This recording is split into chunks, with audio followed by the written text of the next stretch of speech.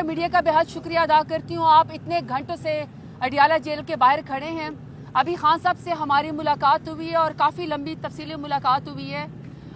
अभी लेकिन हम आपको सिर्फ ये खबर देना चाहते हैं, मेरे साथ दोनों वकील बल्कि सारे वकील मेरे साथ खड़े हैं।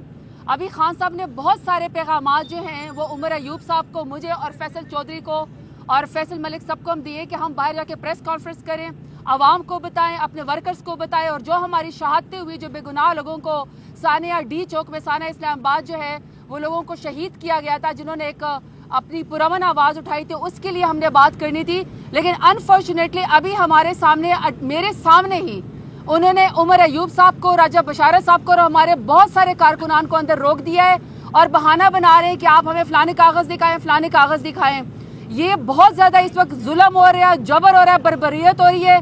पहले हमें खान साहब से मिलने नहीं दिया जा रहा था, आज तो हमारी अडियाला जेल में जो है हमारी पेशी थी, अपनी पेशी के लिए हम यहाँ पे आए हुए थे और खान साहब से हमारी मुलाकात हो गई। किसी का हमारे ऊपर कोई एहसान नहीं है, बल्कि हम तो देखना चाहते थे कि हमारे लीडर की जिंदगी कैसी है, उनकी सेहत कैसी है। जिस तरह उनको सॉलिटरी कन्फाइनमेंट में उन्होंने खान साहब को रखा है, जिस तरह उनको घर वालों से मिलने नहीं दे रहे, उनकी सेहत के बहुत ज्यादा मसाइल है, आज भी उनको किसी से मिलने नहीं दिया गया। और हमारी जब मुलाकात हुई वो सिर्फ इसलिए हुई कि आज हमारे ऊपर इन्होंने जो है वो फर्द जुर्म जो है वो आयद करनी थी। वहां पे भी इस तरह के हॉस्टाइल सिचुएशन है कि जब आप पहले जाते हैं 2.5 किलोमीटर आपको आने नहीं देते, जब आप अंदर जाते हैं तो उमर अयूब एक अपोजिशन लीडर है, वो खान साहब का पैगाम ले रहे थे और आज उन्होंने हमारे साथ अभी प्रेस कॉन्फ्रेंस कर रही थी। अभी दोबारा से वहां पे वकील जाएंगे।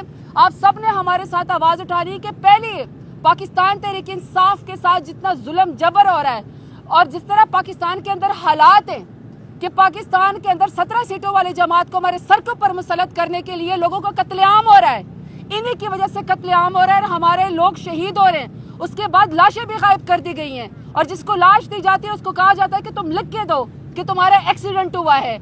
यानी कि ये मैंडेट चोर और वोट चोर तो थे ही, अब ये कफन चोर हो गए, अब ये लाश चोर हो गए। निहत्ते लोगों के ऊपर इन्होंने गोली चलाई थी।